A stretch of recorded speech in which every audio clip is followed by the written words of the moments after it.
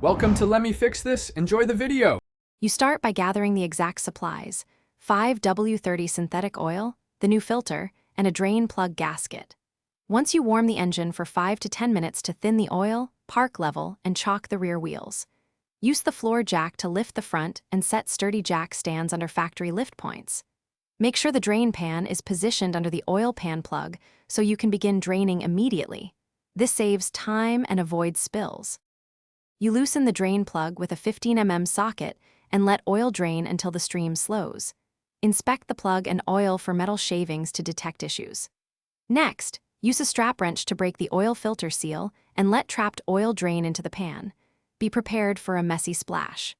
Before installing, compare the new filter and coat its rubber gasket lightly with clean oil so it seals properly, and then thread the filter on by hand until snug. You install the drain plug using the new gasket and torque it to about 25 foot-pounds.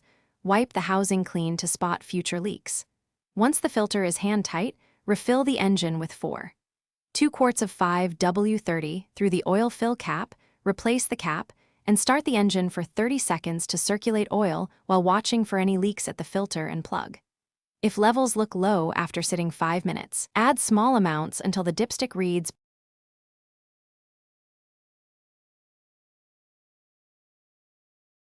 Thanks for watching. If you found this helpful, don't forget to like and subscribe.